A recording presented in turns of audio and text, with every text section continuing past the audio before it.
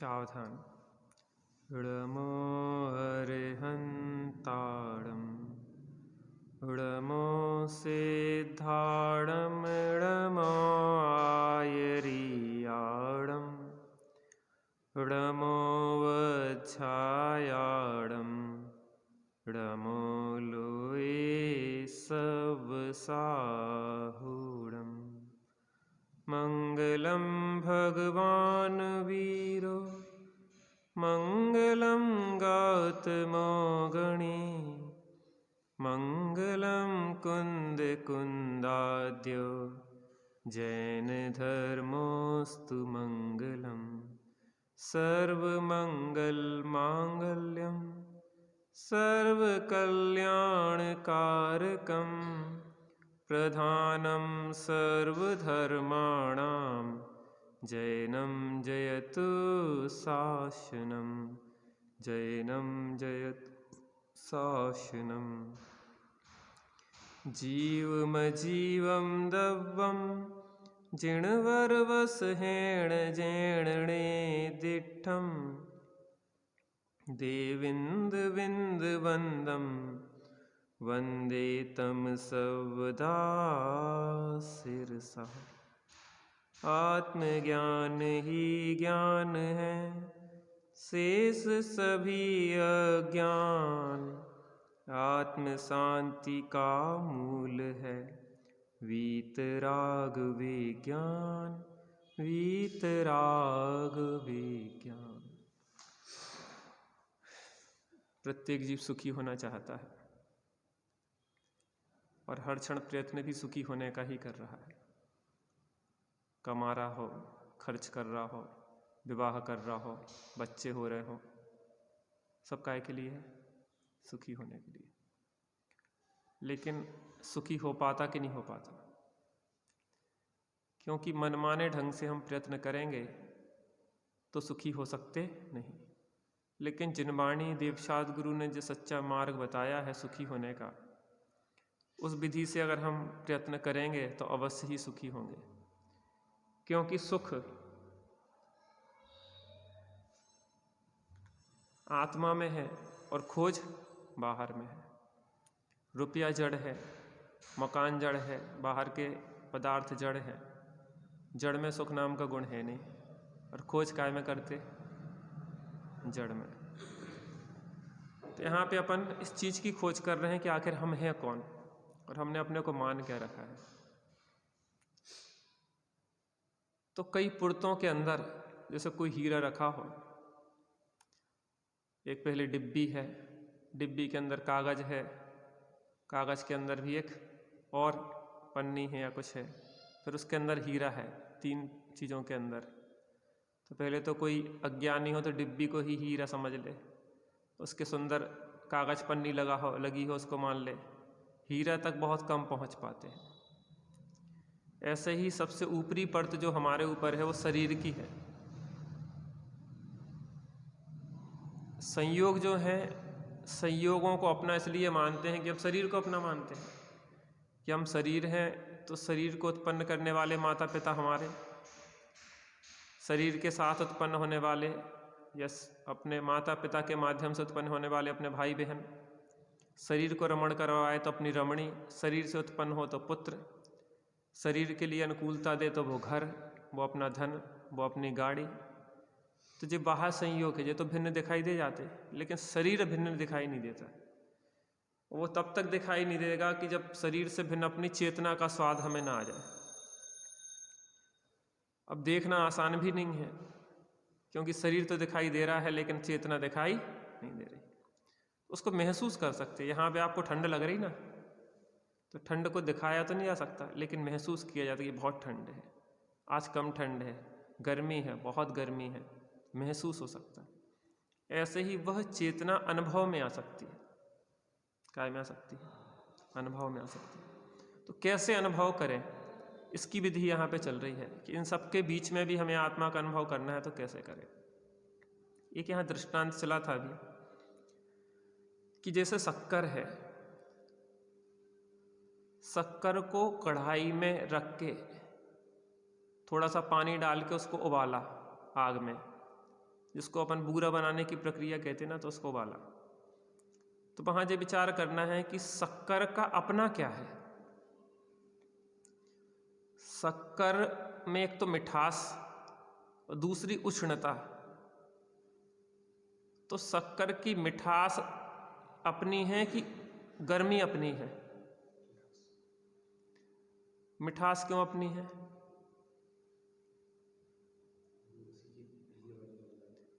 माने उसको कभी उससे अलग नहीं किया जा सकता। जो जिसका स्वभाव होता है वो उससे कभी अलग नहीं होता। शक्कर को गर्म कर दो तो क्या मिठास छोड़ देगी? उसको पानी में मिला दो तो मिठास छोड़ देगी। नमक में मिला दो तो क्या मिठास छोड़ देगी?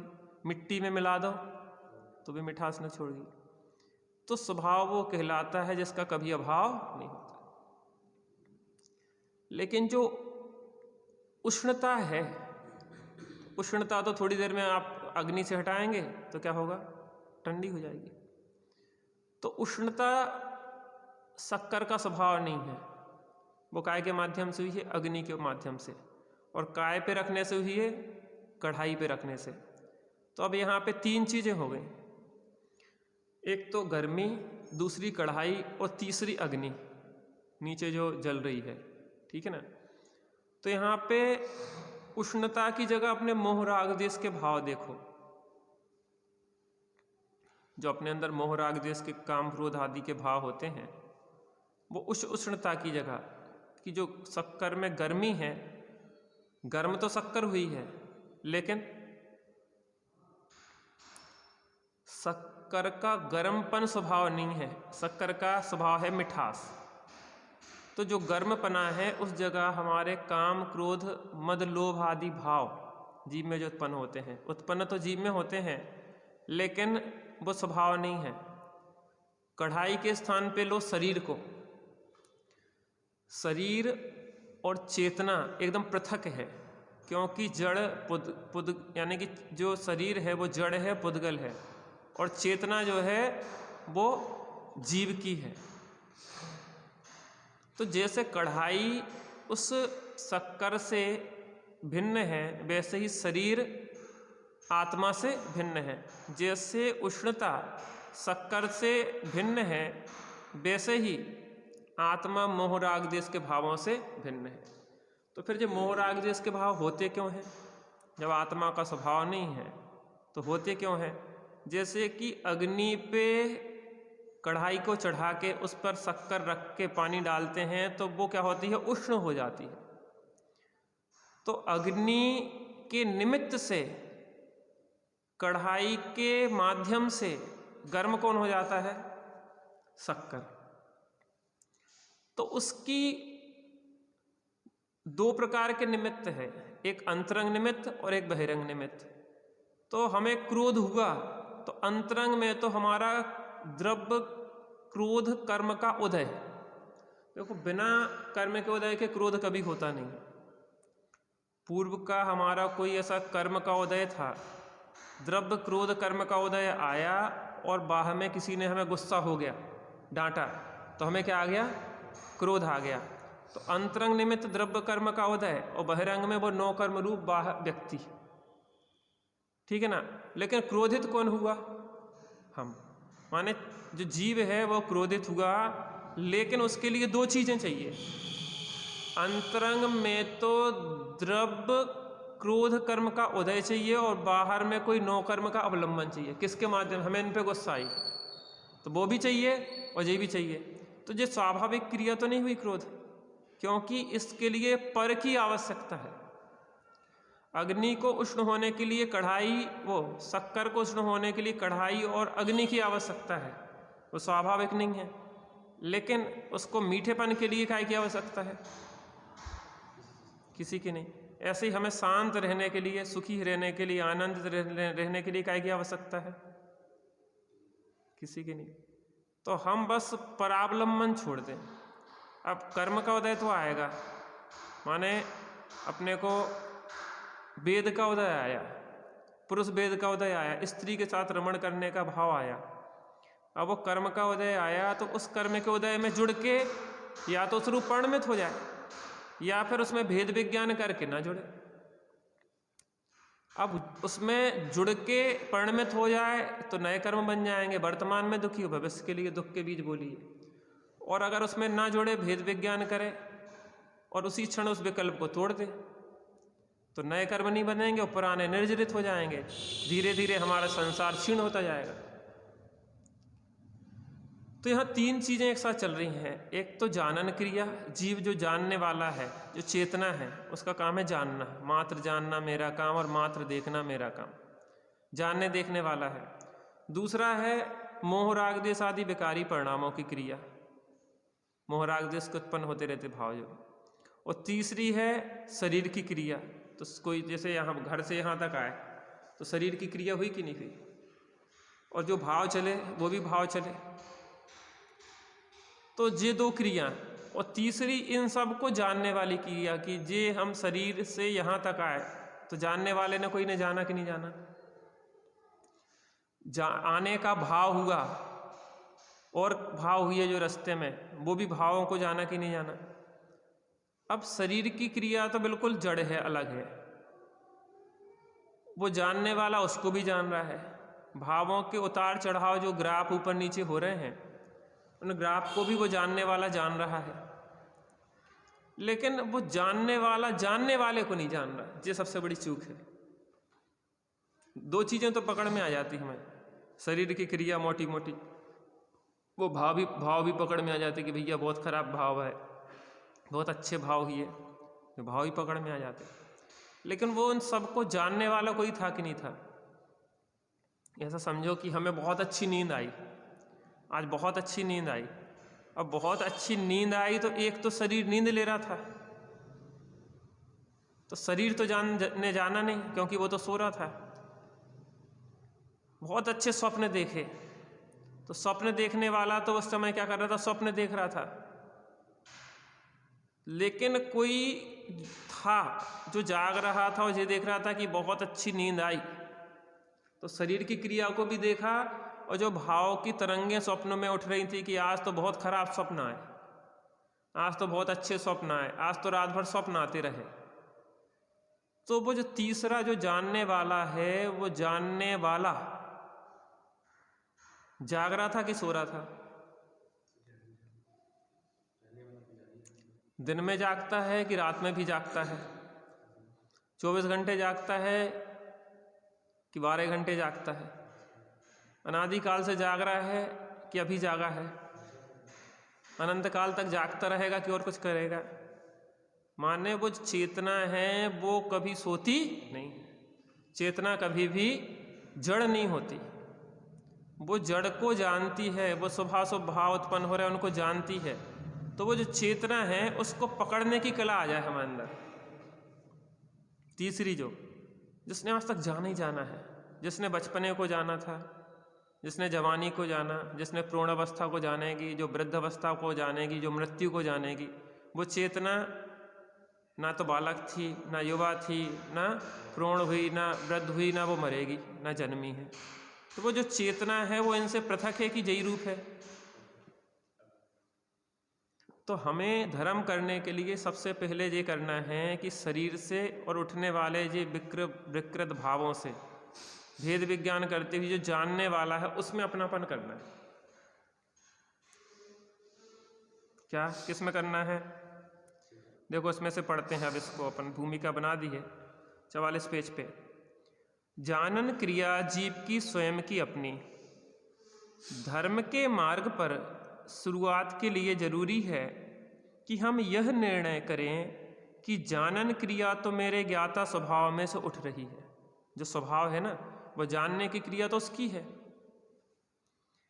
वह मेरी स्वयं की क्रिया है, जबकि शेष दो क्रियाएं कर्म के संबंध से हो रही है। कौन कौन सी? शरीर की क्रिया और शुभाशुभ भावों की क्रिया, जो कर्म के संबंध से हो रही है। उसी प्रकार जैसे कि पहले दिए गए चीनी के उदाहरण में चीनी का गर्मपना पर के अर्थात अग्नि के संबंध से था। चीनी गर्म कैसे हुई थी? अग्नि के संबंध से। अभी तक तो इन कर्मकृत दो प्रकार की क्रियाओं में ही अपनापना था, अपना होना मान रखा था, परंतु अब हमारा अपनापना उसे जानने वाले में आना चाहिए। किस में आना चाहिए? कि जो शरीर की क्रिया और उठते हुए स्वभाव आश्रव भाव की क्रिया को जो जान रहा है, तो वो जानने वाला कौन है? वो कोई इससे पृथक है कि इसी रूप है?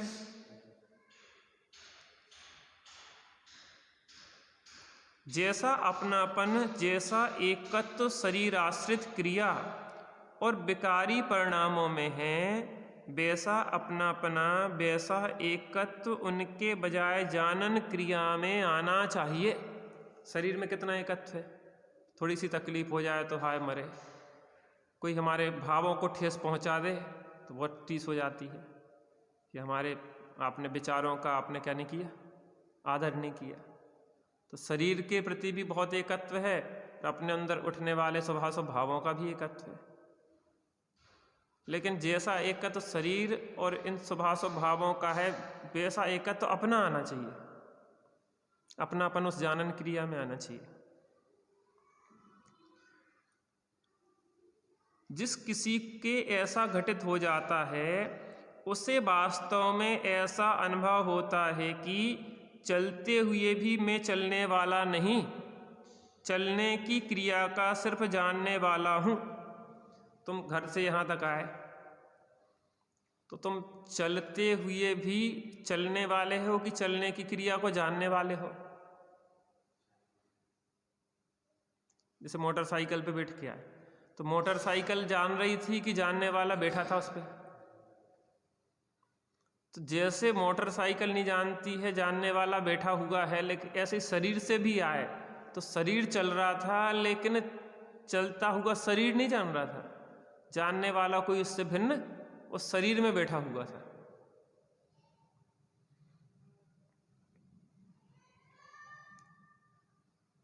बोलते हुए भी मैं बोलने वाला नहीं, बल्कि बोलने वाले को मात्र जानने वाला हूँ। अभी आपने बोला तो इसी क्षण में देखो कि बोलने की क्रिया शरीर की चल रही है, भाषा वर्गणा शब्द रूप से परिणमित हो रही है, और मैं जान रहा हूँ। कभी कभी बोलना कुछ चाहते हैं, निकल कुछ जाता है। भैया क्षमा करना है, हमारा अभिप्राय ऐसा नहीं था, हम बोलना नहीं चाहते, वो जुबान फिसल गई। अरे जुबान तुम्हारी होती तो कैसे फिसल जाती? इसका मतलब यह है कि जुबान तुम्हारी नहीं है, तुम्हारे अधीन नहीं है। कभी तुम्हारे अनुकूल चलती है, कभी नहीं चलती है, और कभी चलती ही नहीं है। लकवा लग जाए किसी को, आपको बोलने का प्रयास करे, बोल पाएगा कि नहीं? ऐसा भेद विज्ञान का अभ्यास करना 24 घंटे, उससे बहुत बड़ी उपलब्धि होगी। हम अपनी उस चेतना को जो इनसे पृथक है उसको पकड़ पाएंगे। वो इतना कर लिया तो सबसे बड़ा काम हो गया। आज तक ये काम नहीं किया हमने, आत्मा की अनुभूति नहीं करी। आत्मा अनुभूति जरूरी है, बाकी सब मजबूरी है। घर गृहस्थी, व्यापार, धंधा, बीबी, बच्चे सब मजबूरी है। बस आत्मा अनुभूति, अपनी सत्ता को पहचानो है। भरत जी 6 खंडों 96,000 रानियों के बीच में भी अपने को पृथक देखते थे, एक क्षण को भी अपना नहीं जानते थे उन सबको, क्योंकि उन्हें अपने उनसे भिन्न अपनी चेतना की अनुभूति थी। इसलिए चेतना की अनुभूति बहुत जरूरी है। बाकी तो ये काम करना पड़ रहा है, मजबूरियां हैं। भरत जी कहते थे कि ये तो हम अभागे हैं, 6 खंड को जीतना, 96,000 रानियों से स्त्रियों से विवाह करना, इसमें कोई रस नहीं है। रस तो हमारा आत्मा के कल्याण में है। और जैसे ही अवसर मिला तैसे ही निकले, दीक्षा ली और मोक्ष यो अंतर मुहूर्त में, ऐसी छटपटाहट थी। तो अपन को कर्म से जो जो करना पड़े तो करना पड़े, लेकिन भेद विज्ञान की कला एक बार आ जाए तो फिर कोई दुखी नहीं कर सकता। और जैसे ही अवसर मिलेगा यहाँ से छूट के फटाफट अपना कल्याण करके निकल जाए। लेकिन कला सीखना जरूरी है, बिना कला के कलाकार नहीं बन सकते। एक्टर और एक्टिंग 2 चीजें हैं। तो हम क्या करते, जो एक्टिंग है उसमें अपनापन कर लेते, जबकि एक्टिंग से एक्टर भिन्न है। एक्टिंग बदलती रहती है लेकिन एक्टर नहीं बदलता।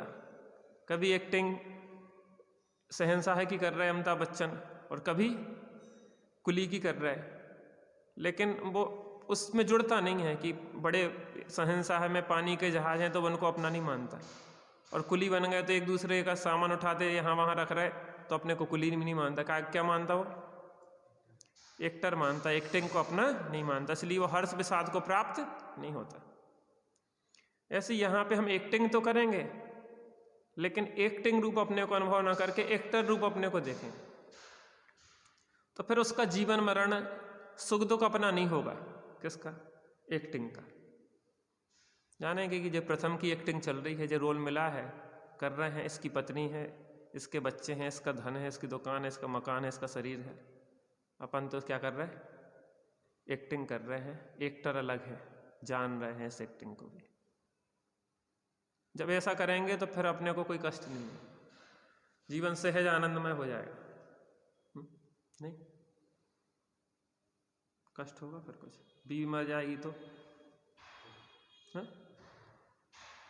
जब उसको एक्टिंग मानेंगे तो बीवी के मरने से कोई कष्ट होगा अमिताभ बच्चन को? आनंद फिल्म में राजेश खन्ना को कैंसर हो गया, डॉक्टर ने कह दिया अब थोड़े दिन की तुम्हारी जीवन है, और दुखी होता होगा, तमाम प्रकार के नाटक करता दिख रहा कि अब भैया जल्दी मरने वाले हैं, लेकिन उस एक्टर राजेश खन्ना को क्या कष्ट होगा उसमें? एक्टिंग मरेगी लेकिन एक्टर नहीं मरेगा। किरदार माने जो उसको पात्र, जो रोल कर रहा है ना, वो रोल मरेगा, लेकिन रोल करने वाला जो एक्टर है उसको क्या होगा? बस इतनी सी कला है सुखी होने की। शरीर बीमार है, कौन है बीमार? अपन की शरीर, लेकिन अपन क्या करते हैं? एक में एक मान लेते हैं तो दुखी सुखी होते रहते हैं। तो क्या कह रहे हैं? मरते हुए भी मैं मरने वाला नहीं, अपितु मरण को केवल जानने वाला हूं।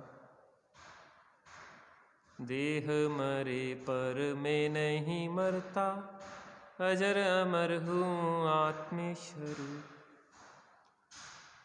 इसी प्रकार क्रोध होते हुए भी मैं क्रोध रूप नहीं बल्कि उसका जानने वाला हूं। बहुत गुस्सा आया हमें, तो बहुत गुस्सा आया तो किसको आया?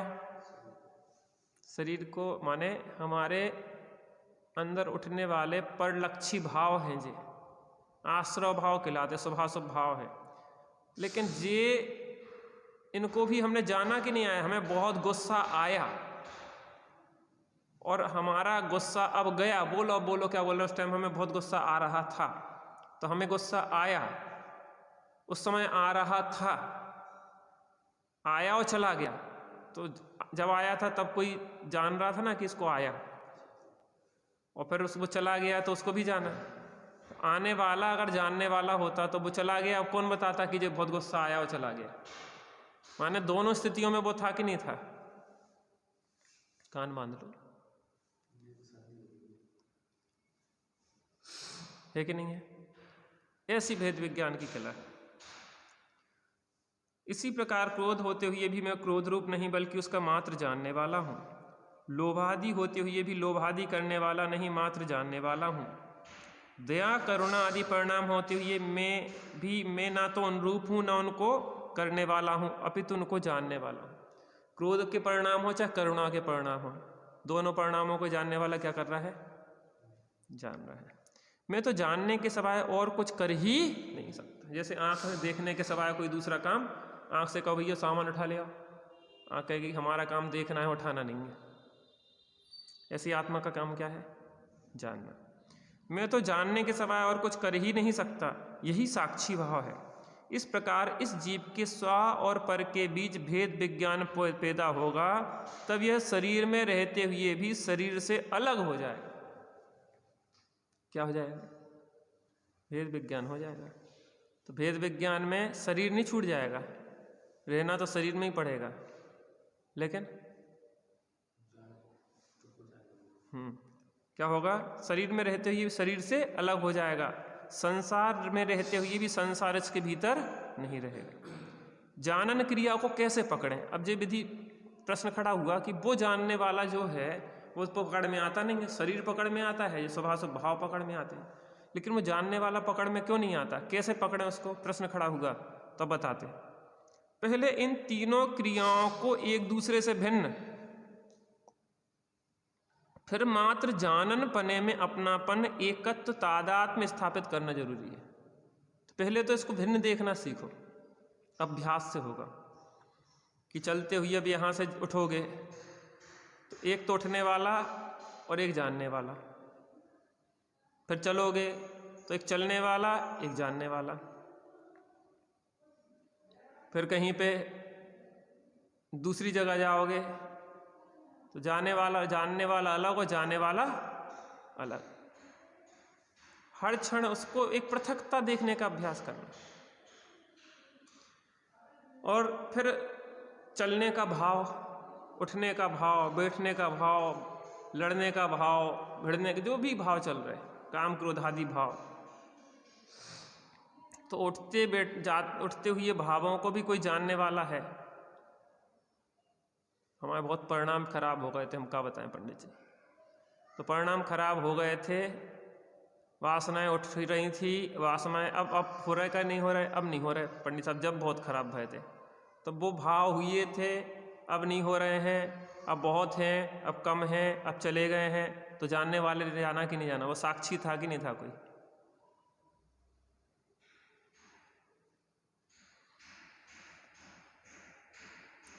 पहले इन तीनों क्रियाओं को एक दूसरे से भिन्न और फिर मात्र जानन पने में अपनापन, एकत्व, तादात्म्य माने अपनापन, एक रूपता स्थापित करना जरूरी है। जान पने के संबंध में यह भली भांति समझ लेना चाहिए कि जो जानने का कार्य हो रहा है वह कर्म सापेक्ष छायोपशमिक ज्ञान का है, जो ज़्यादा कम होता है। देखो जैसे सूरज है, तो सूरज सुबह से छुपा हुआ था, 1-1:30 बजे थोड़ा थोड़ा निकल के अब धूप अच्छी निकल आई, तो सूरज था कि नहीं था। लेकिन सूरज की रोशनी हमें क्यों प्राप्त नहीं हो रही थी, या सूरज का प्रकाश या उसकी गर्मी क्यों नहीं मिल रही थी, क्योंकि वो बादलों से आच्छादित था। ऐसे ही हमारा ज्ञान का पूर्ण स्वच्छ परिणमन हो तो केवल ज्ञान हो जाए। जैसे भगवानों का केवल ज्ञान है ना, सकल द्रव्य के गुण अनंत पर्याय अनंता, जाने एक ही काल प्रकट केवली भगवंता, ऐसा स्वभाव है। लेकिन क्या हो रहा, जो ज्ञानावरण कर्म हमने बांधा है उससे वो ढका हुआ है। किसी का ज्ञान कम है, किसी का ज़्यादा है, किसी का और कम है। क्यों है? क्योंकि वो ज्ञानावरण कर्म के कारण आच्छादित है। लेकिन स्वभाव क्या है, समस्त लोकालोक एक समय में आ जाएं जानने में, ऐसा स्वभाव है हमारा। यहाँ क्या कह रहे हैं, जो जानने का कार्य हो रहा है वह कर्म सापेक्ष क्षयोपशमिक भाव है, जो ज़्यादा कम होता है। कर्म के क्षयोपशम माने जितना उघाड़ है उतना जानने में आ रहा है, जितना ढका हुआ है उतना जानने में नहीं आ रहा है।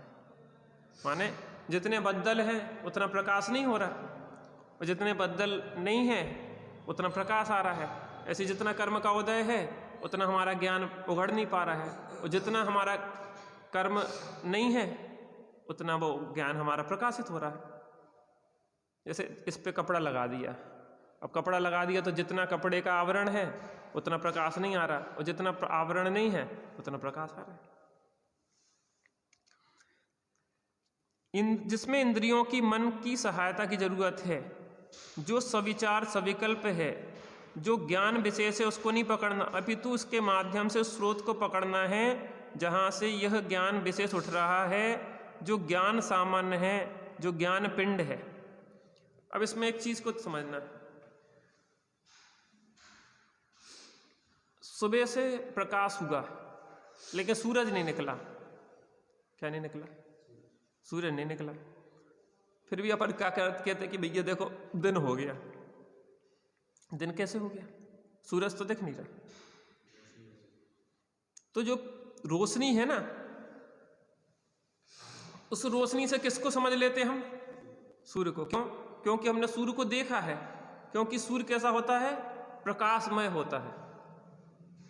अब सूरज तो दिख नहीं रहा, दिख क्या रहा है? प्रकाश दिख रहा है। तो प्रकाश को नहीं पकड़ना है, प्रकाशक को पकड़ना। वो जो किरण आ रही है ना सूर्य की, जो प्रकाश आ रहा है, उससे कहाँ पहुंचना है? सूरज तक पहुंचना है। ऐसी ज्ञान हमारा भले आवृत हो, लेकिन वो ज्ञान की जो किरण है ना, अरे जानने का काम तो हो ही रहा, कम जाने चाहे ज्यादा जाने, भले भगवान जितना सब कुछ जानने में नहीं आ रहा, लेकिन कुछ तो जानने में आ रहा। तो जानने वाला कहाँ से उठ रही वो जानने की किरण? कौन जान रहा? अब बड़े पंडित साहब का देह अवसान हो गया, जानते रविंद्र जी पंडित साहब, अब उनका देह अवसान हो गया। अब वो क्या हो गए? क्या हो गए? मर गए। लेकिन हमें ये बताओ, वो मर गए कि देह परिवर्तन हो गया? तो जब वो जिंदा थे तो कैसे पहचानते थे कि ये जिंदा है? कि उनमें जो जानने का काम हो रहा था ना, तो वो जानने के काम से तो पहचानते हैं कि ये जिंदा है। एक चींटी है, तो चींटी को हम कैसे कहते हैं कि जिंदा है कि मरी है? कि उसमें कुछ एक्टिविटीज दिखती ना, उसका ज्ञान का कुछ दिखता है कार्य, तो हम पहचानते हैं। तो ज्ञान का जो थोड़ा सा दिख रहा है, उसके माध्यम से ज्ञान के स्रोत तक पहुंचना। अब कोई के देखो वो लाइट दिख रही ना, वहां पे रोशनी आ रही, वहां जाना आपको, तो आप किसको पकड़ोगे? उस रोशनी की किरण को पकड़ते पकड़ते वहां पहुंच जाओगे। वो आ रही, देखो वो आ रही, वो आ रही, चले।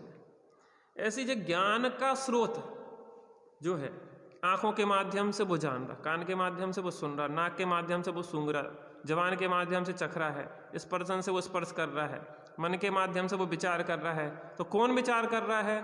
कौन देख रहा है? कौन सूंघ रहा है? कौन चख रहा है? कौन स्पर्श रहा है? वो जो मूल स्रोत है उस तक पहुंचना अपन को,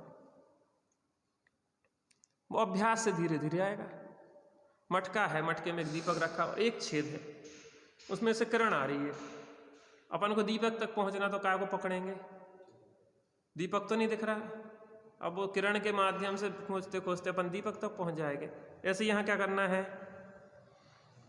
अपितु इसके माध्यम से उस स्रोत को पकड़ना है जहां से यह ज्ञान विशेष उठ रहा है, जो ज्ञान सामान्य है, जो ज्ञान पिंड है, ज्ञान की अवस्था और ज्ञान अवस्थावान जो उसका धारण करने वाला है, उसको पकड़ना है। जो निर्विकल्प है, विकल्पों से रहित है, जिससे यह जानने की लहर उठी है, जैसे सूर्य का प्रकाश आ रहा है, यद्यपि किरणों में प्रकाशत्व है, तथापि किरणों को नहीं पकड़ना है, किरणों के माध्यम से उस सूर्य तक पहुंचना है जो प्रकाश का अखंड पिंड है। अरे इस दुनिया में अगर कोई महिमा है तो वो ज्ञान की है। ज्ञान हट जाए, चेतना हट जाए, जीव ना हो, तो कौन इन अन्य द्रव्यों को जाने कि ये धर्म है, ये अधर्म है, ये आकाश है, ये पुद्गल है, इनका क्या महत्व है? अरे अपन भी कुछ सस्ते धसते हैं तो किसके लिए? कि कोई देखेगा, और कोई ना हो इस दुनिया में। तुम ही अकेले हो तो की खिलाने सजोगे धजोगे? घर में भी अकेले हो तो अपन ना सजा थे, ना धजा थे, ना ढंग से कपड़ा पहना, ऐसे अपने घूमत रहते। महिमा काय की है? ज्ञान की। महिमा किसकी है? चैतन्य की। वो महिमावान कौन है? हम। तथापि किरणों को नहीं पकड़ना, किरणों के माध्यम से सूर्य तक पहुंचना है जो प्रकाश अखंड पिंड है। किरणें तो अंश हैं, उसी प्रकार छाया उसमें ज्ञान तो ज्ञान की एक पर्याय अवस्था मात्र है, उसमें हीनाधिकता होती है, परिवर्तनशीलता होती है, कर्म का संबंध है। इनको नहीं पकड़ना, बल्कि इसके माध्यम से ज्ञान के उस अखंड पिंड ज्ञान सामान्य में अपना सर्वस्व स्थापित करना। कौन जान रहा है? शरीर नहीं जान रहा है, स्वभाव स्वभाव नहीं जान रहे हैं। इन शरीर को जो जान रहा है, स्वभाव स्वभावों को जान रहा है, वो जानने वाला कौन है? उस जाननहार की किरण को पकड़ो और काय में डूब जाओगे? आत्मा।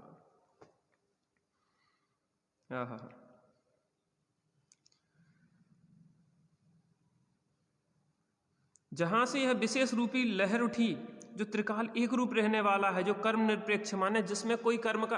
अब देखो, सूर्य अपन को इतना तो पक्का है कि सूर्य है, भले बादल के कारण या कोहरे के कारण आच्छादित है, लेकिन ये तो ज्ञान है ना कि सूर्य है। और अपन को यही पता कि हम अगर इस कोहरे को चीर के चले जाएं तो सूरज तक पहुंच जाएंगे कि नहीं पहुंच जाएंगे? क्योंकि जो प्रकाश है वो प्रकाश आ रहा है ना, तो सूरज तो है। तो उन कोहरे को ना देख के उस किरणों के माध्यम से सीधे सूर्य तक पहुंच जाना अपन को।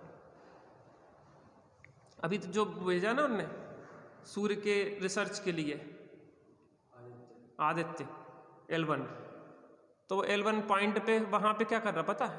वहाँ पे क्या है, कोई ग्रह और दूसरे, यहाँ से आप देखते ना तो बीच में उसमें दूसरी चीज़ें बीच में आ जाती, तो उसकी रिसर्च में बाधा पड़ती। लेकिन वो इस जगह पे पहुँच गया है कि वहाँ बीच में कोई भी चीज़ ऐसी बाधा उत्पन्न नहीं करेगी, वो उसको घूम के उसकी पूरी रिसर्च करता रहे L1 पॉइंट पे। यहाँ से उसको देखने में एक तो स्पष्टता नहीं थी, दूसरी बीच में बाधाएं आ जाती, सूर्य ग्रहण, चंद्र ग्रहण आदि हो जाते थे। लेकिन वहाँ पे ग्रहण नहीं पड़ेंगे, वहाँ L1 पॉइंट पे एक ऐसे स्थान पे खड़ा कर दिया स्थापित कक्षा में कि अब वो बिल्कुल सीधा उस पर ध्यान फोकस कर सकते। तो उनने कितनी दूर भेज दिया इसको कि जहाँ सब प्रकार की बाधाएं, कहीं भी कोई बाधा नहीं आएगी, L1 पॉइंट पे वहाँ पे जाके स्थापित कर दिया। ऐसे अपन को कहाँ स्थापित कर देना? जहाँ कोई बाधाएं उत्पन्न नहीं होती उस स्वरूप में जाके स्थापित कर देना, फिर वहाँ रिसर्च करना। जो त्रिकाल एक रूप रहने वाला है, जो कर्म निरपेक्ष है, ज्ञान की पर्याय अंश है, अंशी नहीं। अंशी तो ज्ञान सामान्य है, अंशी कर्म निरपेक्ष पारणामिक भाव रूप है, जबकि अंश है कर्म सापेक्ष छायोपशमिक भाव रूप। निरपेक्ष माने उसमें कोई आवरण आता ही नहीं है, स्वभाव में आवरण नहीं आता। शक्कर का मीठापन जो स्वभाव है, अवस्था में भले वो प्रकट नहीं हो रहा हो, लेकिन स्वभाव थोड़ी ना ढकता कभी। सफ़ेद कपड़ा है ये, तो भले बाहर में गंदगी छा गई, लेकिन स्वभाव गंदा थोड़ी ना हो गया। स्वभाव गंदा हो जाए तो फिर उसका दूर होना मुश्किल है, असंभव है। माने तभी तो अपन धोते कपड़े कि भैया ये गंदा हो गया, तो लेकिन क्यों धोते? क्योंकि इसका स्वभाव गंदा नहीं हुआ। अंशी कर्म निरपेक्ष पारणामिक भाव रूप है, जबकि अंश है कर्म सापेक्ष छायोपशमिक भाव रूप। सामान्य को मुक्त करना है, विशेष को गुण करना है। अब एक बच्चा स्कूल से आ रहा था, कीचड़ में गिर पड़ा, खेलने लगा, पूरे कपड़े सफ़ेद के काले हो गए, रोता रोता है, मम्मी कपड़े खराब हो गए। मम्मी मुस्कुराई, बोली कोई बात नहीं। क्यों कह रही कोई बात नहीं? क्यों कह रही? मम्मी जानती है कि कपड़े की स्वच्छ स्वभाव में गंदगी ने प्रवेश नहीं किया, और बच्चा ये जानता नहीं है, इसलिए बच्चा रो रहा है और माँ खुश हो रही है। अब माँ वो अंदर घुसने लगा, माँ ने कही नहीं बाहर खड़े रहो, पूरे कपड़े उतारो। कपड़े उतार के, लेकिन उसको अवस्था का भी ज्ञान है कि अभी अवस्था में क्या चल रहा है, गंदगी है। अब क्या किया उसने? गंदे कपड़ों को काय में डाला? सर्फ के पानी में डाला। 1-2 घंटे उसने अच्छे गर्म पानी में गलने दिया, उसके बाद अच्छे तरह फुलक के कूट पीट के और साफ पानी में से निकला तो क्या हो गया? स्वच्छ स्वभाव प्रकट हो गया। ऐसी अवस्था में आवरण है, लेकिन स्वभाव में आवरण नहीं होता। सूर्य है, सूर्य के अंदर कोई क्या ग्रहण नहीं होता। सूर्य के बाहर से आच्छादन है कर देते, सामने आ गए, लेकिन सूर्य के अंदर थोड़ी ना हो गया। L1 पॉइंट पे थोड़ी ना वहां पे ग्रहण दिखेगा उसका। अंशी कर्म निरपेक्ष पारणामिक भाव रूप है, जबकि अंश कर्म सापेक्ष छायोपशमिक भाव रूप। सामान्य को मुक्त करना है, विशेष को गुण करके स्वयं को सामान्य रूप अनुभव करना है। बूंद में समुद्र को देखना है। किस रूप अनुभव करना है? जहाँ सर्दी और जुखाम नहीं है, आदि व्याधि का नाम नहीं है, सत्सिव सुंदर मेरा धाम, शुद्धात्म है मेरा नाम, मात्र जानना। सर्दी जुखाम किसको है? अपन क्या को परेशान हो गए? क्योंकि हमने समझा हम प्रथम हैं, हमने समझा हम शरीर हैं। शरीर का जुखाम अपने किसको लग गया? आत्मा को, क्योंकि आत्मा को भूल के अपने को शरीर रूप मान लिया इस चेतन ने। शरीर तो कुछ जानते नहीं। शरीर को जुखाम हो, चाहे खांसी हो, चाहे मर रहा हो, चाहे जी रहा हो, शरीर को कोई समस्या नहीं है। आत्मा को अपनापन की समस्या है। यही अभ्यास करना है। शरीर संयोगों से पृथक वो ज्ञान मात्र जो स्वभाव है उसको देखना है, चेतना, चलते फिरते उठते बैठते उस चेतना का अनुभव करना। यही धर्म है, और कोई धर्म, इसी के लिए सब धर्म है। देव साधु गुरु, मंदिर जाना, पूजा पाठ, सब इसी के लिए। आत्म राम आत्म राम, आत्म राम आत्म राम। तू ही है ज्ञाता दृष्टा, तू ही है। मैं ही हूँ ज्ञाता दृष्टा, मैं ही हूँ। मैं ही हूँ सुख निधान, आत्म राम आत्म राम। सापेक्ष अमृत जिन बचन, निरपेक्ष सत चैतन्य घन। दरसार है कलिकाल में, अनुभव करो है भव्य जन। तीर्थंकरों के विरह में यदि ना रहे जिन बचन, तो स्वपरहित कैसे करें इस जगत में फिर भव्य जन। अज्ञान बस भ्रमते रहें, पशुवत सदा ही दुख सहें। धन धन्य है बेजीव जो, जिन बचन सुन निज।